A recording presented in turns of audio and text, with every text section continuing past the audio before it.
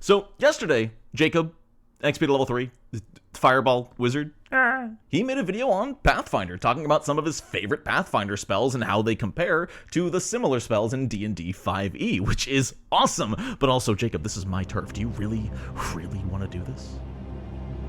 My lawyers are coming for you. I'm kidding. I'm not. I am. No. Jacob, I'm serious. Don't take this as a joke. It's a joke. So I decided I wanted to make a pseudo follow-up video of his video talking about my favorite Pathfinder spells, specifically one of my favorite spells for every single spell rank, because Actually, if you actually read the remastered Pathfinder rules, you'd know, Jacob, they're not called spell levels anymore. They're called spell ranks. So if you heighten something, it's a rank 3 spell. Embarrassing. I hurt my nose doing that voice. But I'm actually going to give myself a restriction. You see, Pathfinder 2e has a lot of spells. Like a lot of spells. I feel like some people hear that and go, wow, okay, there must be like 30 or 40 options compared to D&D's like 15 or 20, right? No, there's 164 first rank spells in Pathfinder 2e. They're not all available to every class, but there's 164 of them. I'm going to be showing you some of my favorites from every single rank, and I'm going to give myself a restriction to make this a little bit more interesting. So every single spell I talk about here today is official and legal in their organized play. I'm not even using any uncommon or rare spells. All of these are common spells available to any spellcaster so long as they use the associated tradition. So am I just capitalizing on Jacob's video in hopes of people checking this out and getting more interested in Pathfinder? Yes. I am not comfortable sitting like this, but I want to imitate Jacob because it's funny. Has this been in the shot the whole time? It's a squeezy. So I'm going to start with the cantrips, and I was going to pick my favorite cantrip, Approximate, and then I watched Jacob's video and he talked about it before I could, so I'm starting a petition to have him put down. So I'm going with my follow-up favorite, which is just a really cool option for characters to have. Gouging Claw. This is 2 actions with a range of touch, and you temporarily morph your limb into a clawed appendage. Make a melee spell attack roll against your target's AC. If you hit, you deal your choice of 2d6 slashing damage or 2d6 piercing damage, plus 2 persistent bleed damage. Just by landing this hit, your target is going to start bleeding for 2 damage per turn. And this is a cantrip. Even if they get lucky and end the persistent damage on their next turn, you can just gouging claw them again. On a critical success, you deal double damage, and the bleed damage is doubled as well. This is just an awesome melee option. You know, a lot of the times when I'm playing a wizard and there's just a guy right up on me in my jimmies, I don't want to be like, okay, ignition, psst. No, it's cool to just be like, oh, hello, you thought I was defenseless, but my hand is a bear claw. It's just really cool. It heightens extremely well, it feels good to use, and it's just fun to have a melee option that's also sort of like a partial polymorph. It's very, very in character for something like a druid or a wizard who is prepared for something like this. It's cool. And just as a heads up for going forward, this is the most boring spell on the list. The spell that lets you shapeshift your hand into a lethal claw that causes your opponent to bleed is the most tame spell here. Sit tight. I would be remiss if the rank 1 spell I decided to talk about wasn't Horizon Thunder Sphere. You gather magical energy into your palm, forming a concentrated ball of electricity that crackles and rumbles like impossibly distant thunder. Make a ranged spell attack roll against your target's AC. On a success, you deal 3d6 electricity damage. On a critical success, the target takes double damage and is dazzled for 1 round. Off the cuff, this might not seem that impressive. You know, it's just a ranged spell attack that deals 1d6 more damage than Gouging Claw, and this costs a spell slot. But like a lot of spells in Pathfinder, this actually has multiple ways to use it. If you only use 2 actions like a normal spell casting, it has a range of 30 feet and the damage is what it says. It's actually not that impressive. However, you can also use 3 actions, which doubles the range. On top of increasing the range, by using this 3rd action, you secure the ability to deal half damage if you miss. This is a rare attack roll option that does damage on a miss, almost like a failed saving throw, which is great. If you don't have anything else planned for that 3rd action, just being able to line this up and say, I'll probably do something. Shoo! That's great. But the reason people love this spell so much is because it's one of the only spells in all of Pathfinder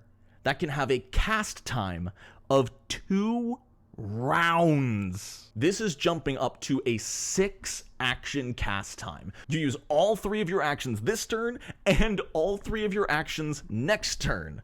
Some would say that you are charging up and collecting energy between your hands over a longer period of time in order to release some kind of Kamehameha. Those are just sounds that came out of my mouth, just making it up. When you spend 6 actions casting this spell, not only does the target take the 3d6 damage if you hit, but whether you hit or miss, the ball then explodes, dealing 2d6 electric damage to all creatures within a 10-foot emanation around the target. They all get a basic reflex save for half damage, no damage, double damage, etc. Additionally, this is just such a cool, unnecessary detail, but after using the 6-action version, you charged up so much electric energy that you remain sparking for the next minute, dealing 1 electricity damage to any creature that grabs you or hits you with an unarmed strike or non-reach melee weapon. Someone jabs you with their dagger and they get zapped for it because you're still electrically charged. Now let's get into the weird point of Pathfinder. I talked about the cool point of Pathfinder, you know, shape-shifting your claws, shooting out literal Kamehameha waves.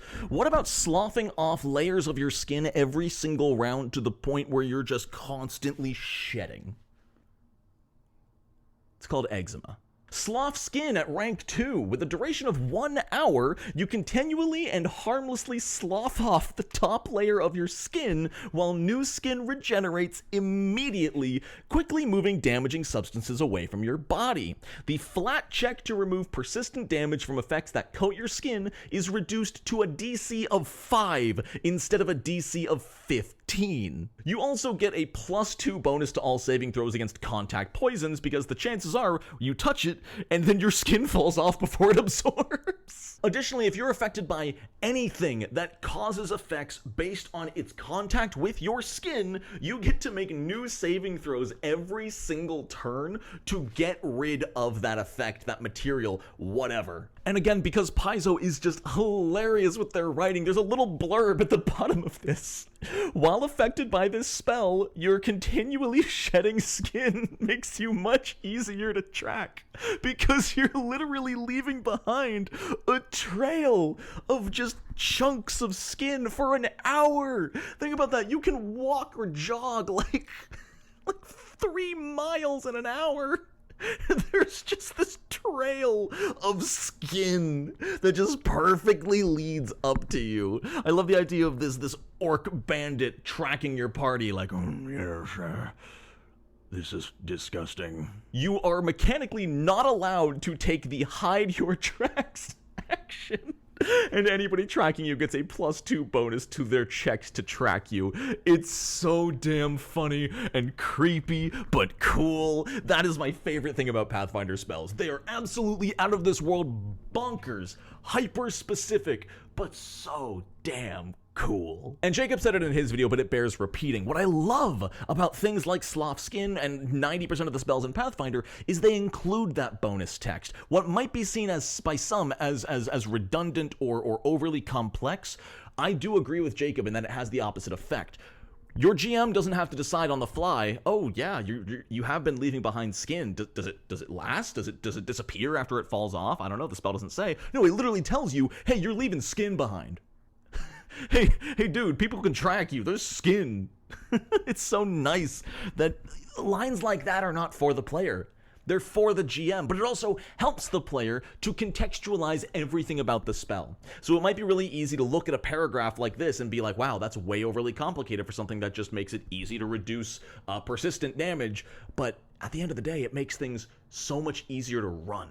It might take a smidgen longer to read, but you're going to have a lot less conversation about what it does or doesn't do. Also, I was half paying attention to Jacob's video when I watched it because it was 100% background content while I wrote this list of spells. Sorry, Jacob. And I feel like he might have talked about this spell, but I don't remember, and I'm going to pretend he didn't and not do my research.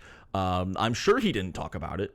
There's no chance he talked about it, and I would put copious amounts of pennies, at least 12, on the fact that he didn't talk about Blast Back, a 3rd rank spell that is Just so awesome. It's so simple. It's like 3 sentences and it's so simple. As a reaction, if you fall more than 10 feet, you can quickly spend your spell slot to cast Blast Back, making you hit the ground, take no fall damage because you cushion yourself by erupting air out in a 20-foot emanation. That is 20 feet in all directions from your point of impact. All other creatures in the area besides you take 6d4 bludgeoning damage on a basic reflex save, and they also get pushed back 5 feet if they fail their save. This is just some superhero landing bullshit, and I adore it. Just landing, blowing everyone away. The only way this could be better is if it knocked them prone.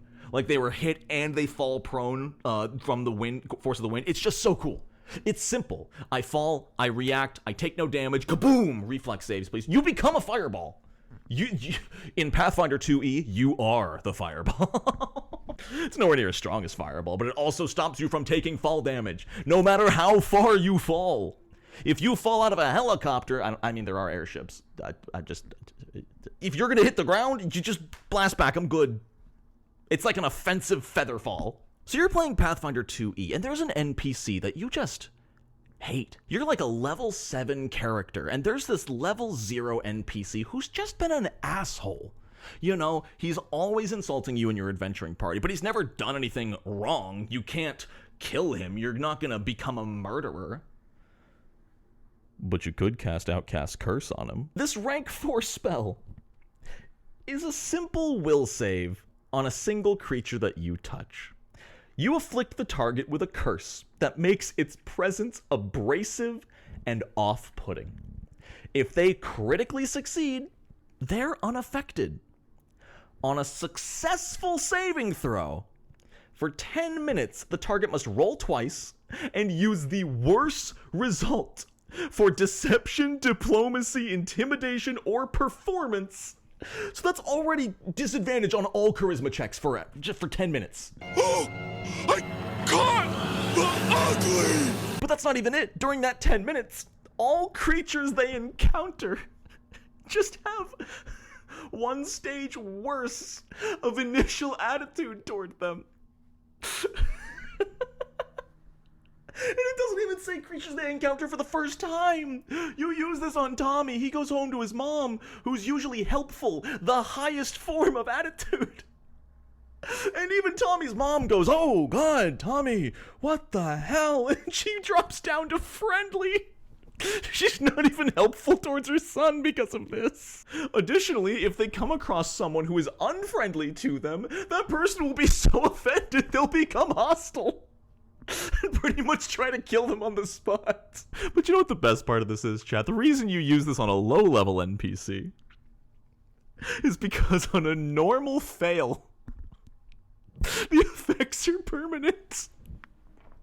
Everybody they ever meet for the rest of their life will never be more than friendly. All of their closest loved ones will only be friendly.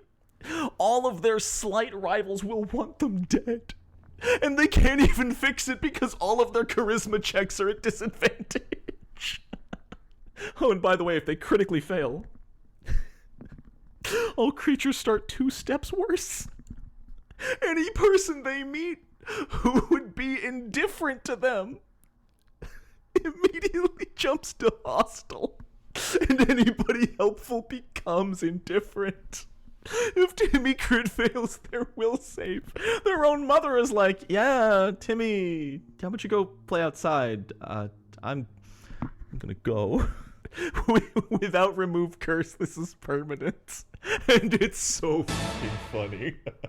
Okay, I gotta come down from ruining Timmy's life because that is just too funny to me. Let's talk about Senesthesia, a real-world experience, symptom, disorder? I don't actually know. I've never done a lot of research on synesthesia, but there's a spell for it in Pathfinder, a 5th rank spell that causes the target to make a will save, because the target's senses are suddenly rewired in unexpected ways, causing them to process noises as bursts of color, smells as sounds, and so on.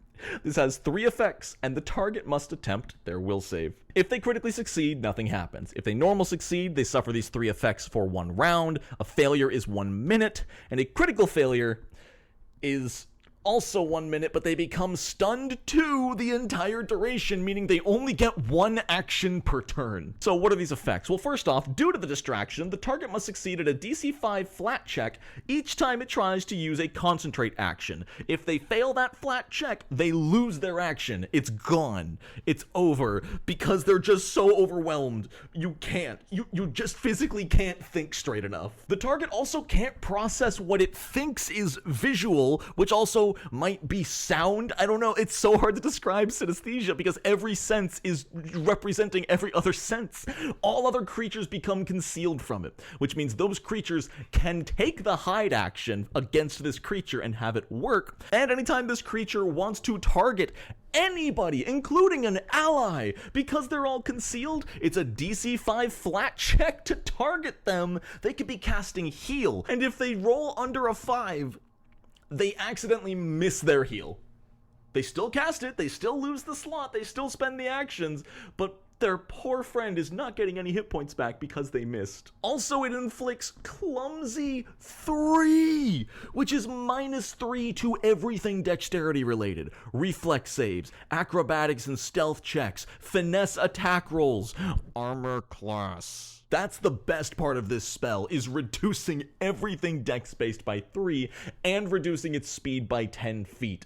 This spell is just, it's amazing mechanically. It'll shut a creature down. They're gonna lose so many of their actions to this, as well as they're just opportunities to do anything. But it's also just flavorful the way it's described. You know, it's not just magically they're stunned. No, it's they're so overwhelmed because they're hearing colors and smelling sounds, which is awesome. Drinking game, take a shot every time I say it's awesome in this video. Please don't. I don't want you in the hospital. So this next spell is actually something I had never read before, because there's so many spells that you'll constantly be finding new ones you missed. And when I read it, I said, yep, that's my new favorite 6th rank spell in Pathfinder. Vitrifying Blast. For 2 actions, you throw out shards of glass in a 15-foot cone. These glass shards embed in creatures to turn them partially to glass. The shards deal 8d6 piercing damage to creatures in the area based on their saving throw. If a creature critically succeeds, they take no damage and nothing happens. They dodge every single shard of glass. On a normal success, on a successful save, they take half damage and gain a weakness of 3 against bludgeoning and sonic damage for 1 round because they're partially glass. Part of their body, even on a successful save, has turned partially to glass, where if you hit them with a hammer, their skin is going to crack. But the failure effect is, oh my goodness. The target takes full damage. They're slowed 1 and gains weakness to sonic and bludgeoning damage. The weakness is equal to 3 times the slowed value it has from this spell. The target must attempt a fortitude save at the end of each of its turns. This ongoing save has the incapacitation trait, which is basically Paizo's way of saying this won't work on bosses. On a failed save, the creature's slowed value increases by 1 or 2 on a critical failure to a maximum of 3. A successful save reduces this creature's slowed value by 1 or 2 on a crit success. If the creature ends its turn with a slowed value of 0, this effect ends. What this means is that once it hits slowed 3, they're frozen.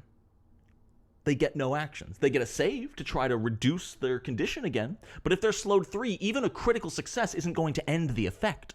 They've become a glass statue for you to beat up and shatter with a weakness 9 to bludgeoning damage.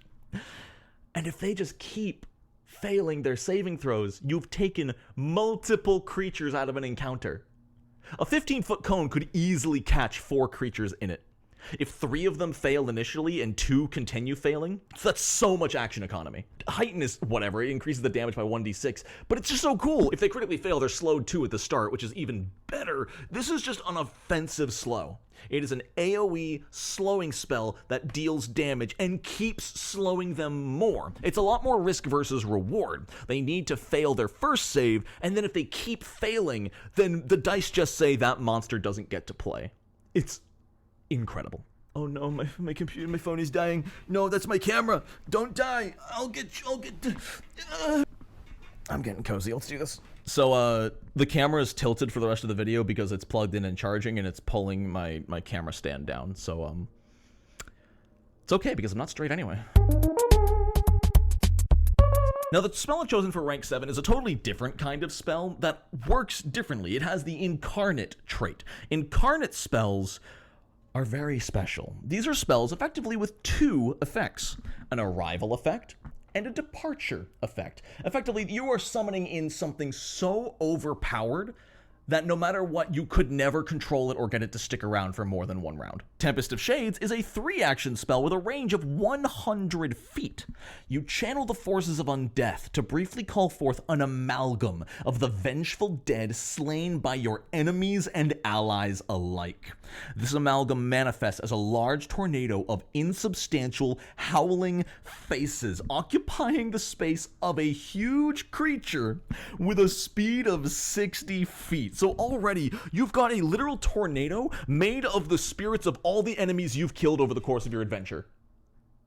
I haven't even gotten to the effect yet, and I'm horny. So, when this arrives, each enemy creature within 60-foot emanation must attempt a fortitude save with the following effects. If they critically succeed, nothing happens. If they succeed, they are drained 1. The drained condition reduces your maximum HP by your level and gives you a penalty to all fortitude saves equal to the value. Drained 2 reduces your max HP by double your level, and that's what happens when they fail. And on a critical failure, Drained 3, that's -3 to fortitude saves, and they lose max HP equal to triple their level. This is a rank 7 spell. If you're fighting a level 15 monster, that just lost 45 max hit points.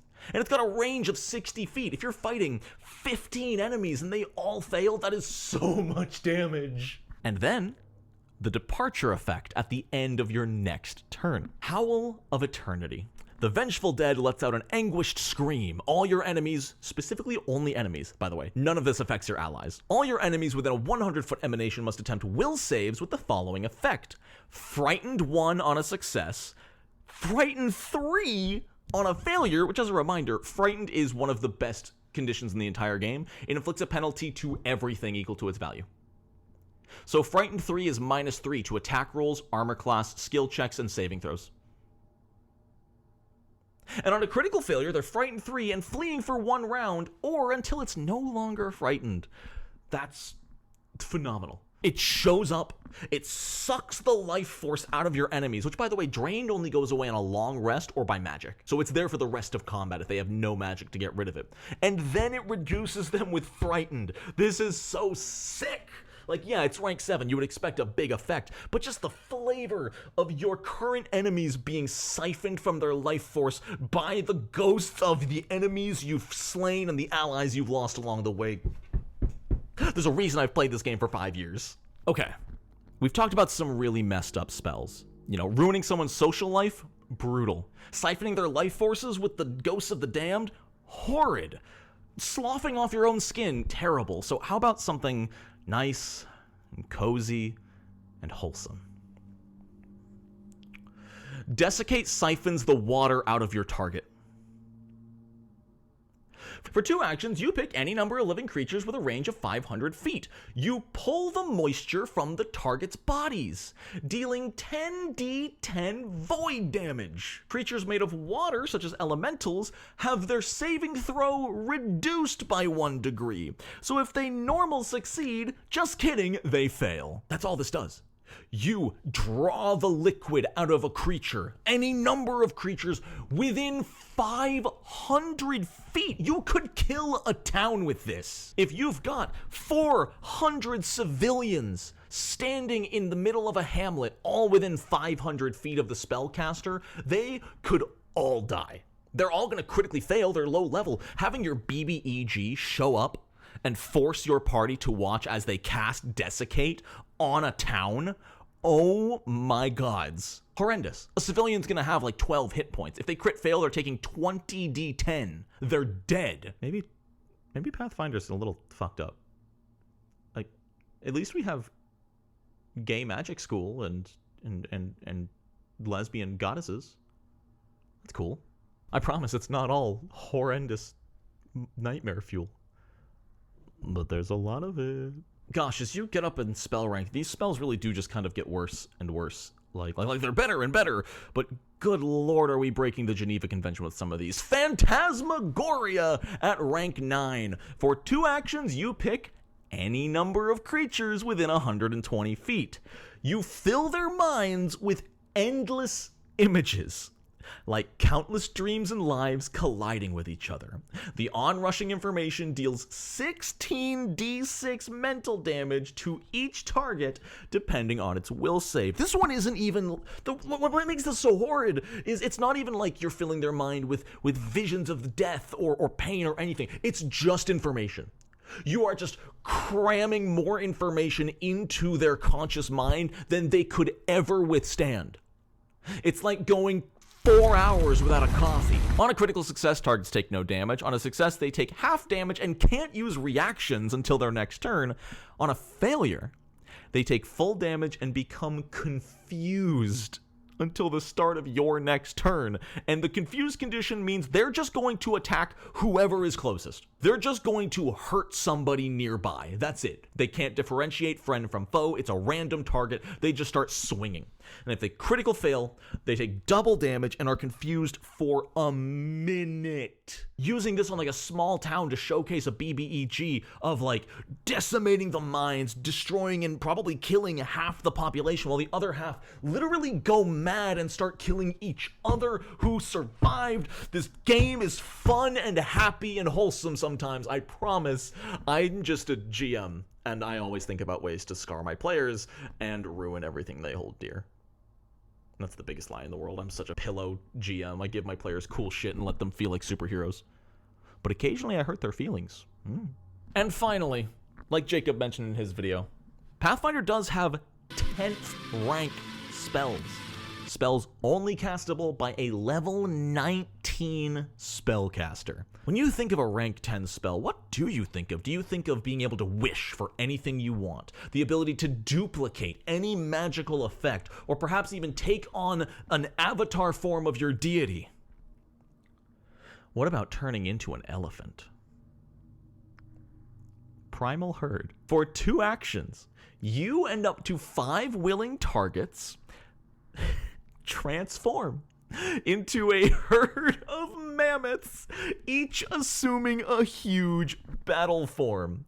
Each target must have enough space to expand into, or the spell fails for that target. Each target gains the animal trait. Each target can dismiss this spell's effect on itself. Each target gains the following while transformed: an armor class of 22 plus their level. If you're level 19, that's going to give you a 41 armor class. I think that's actually pretty decent for level 19. 20 temporary hit points, a movement speed of 40 feet, low light vision, and the following unarmed melee attacks, which are the only attacks they can use to strike because you're a mammoth. You can't use your crossbow, you silly goose. When striking with these attacks, the target uses their attack modifier with the proficiency and item bonuses of their most favorable weapon or unarmed strike, and the damage is listed for each attack. These attacks are strength-based. They can attack with their tusks for a bunch of damage, their trunks for a bunch of damage, their feet for a bunch of damage. They have an athletics modifier of plus 30, but the most important part, each target can use the trample action. For 3 actions, you move up to twice your speed, which is 80 feet, and move through the space of large or smaller creatures, trampling each creature whose space you enter. A trampled creature takes damage from your foot strike based on a basic reflex save of 19 plus your level. The foot strike deals 4d6 plus 13. If you have a total party of 6 people, counting NPCs, if you've just got like fun NPCs, you don't even have to transform your allies. Transform like your henchmen or the people carrying your bags or someone. You're level 19. You've got NPCs with you. Transform yourself and all of them. All of them get a turn in initiative, and they are all dealing 4d6 plus 13 to every target within 80 feet, or at least every target you can move through. Just if all 5 of them do that, that's what? 20d6 plus 65? On just assuming normal fails all around? It's so stupid.